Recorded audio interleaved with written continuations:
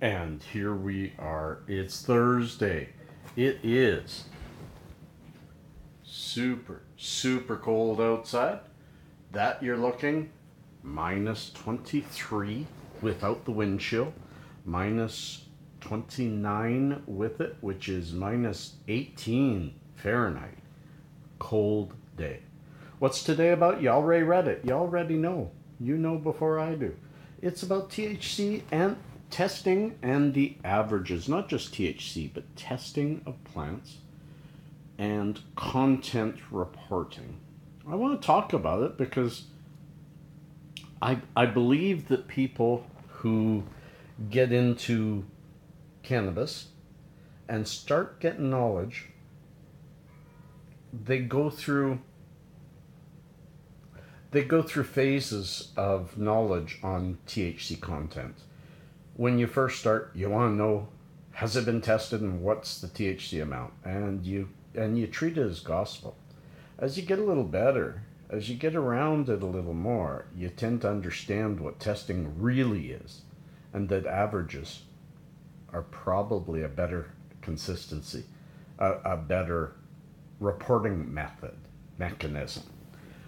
The reason I say that, okay, let's say today I've got a delivery coming and it's snow lotus. I looked up snow lotus and I like what Allbud does. Allbud reports the THC at 16 to 19%. That's what I want to know about a flower.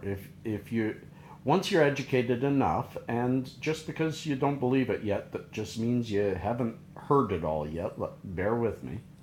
Once you're educated enough, a pinpointed THC content makes no sense. An average is something that you can make a good decision from. And keep in mind, I want to tell you about testing. When you test a product, okay, you've got a whole, who knows, 20 plants, 50 plants, and you want to report THC amounts, so you take 3 or 4 buds and you put them in a bag and send them to the tester. The tester will pick, who knows, maybe all from one bud, maybe from 3 different buds, but they'll choose 3 different samples. And if you sent all frosty buds, all those samples are going to go rather high, and they're still going to report you an average out of the 3. Does that mean, say it comes back at 19.2%. You report 19.2%. The person buys near the end of the cycle and expects 19.2, but they're likely going to get some of the shake, some of the, not the best buds because it's near the end. They're going to get more like 15.8, 15.2, around there. And then they're going to say, this wasn't as strong as I expected. And that's why I say, keep in mind that testing only gives you an average. They report it as a figure, but they should report it as an average. And what we should do is get some consistency and some kind of standardization as to, mild, medium, strong, and extra strong. That makes more sense to me. If something's in the 25 and above range, that's extra strong. 17 to about 25, that's strong. 12 to 17, that's medium strength, and under that, that's a rather light THC. That's all you need to know. Are you having something strong so you use less? Or is it weak and you use more? Things like that.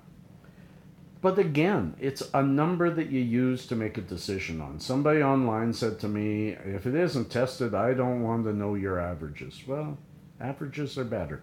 Averages are better. And every single harvest is different from the previous. It could be stronger, it could be less.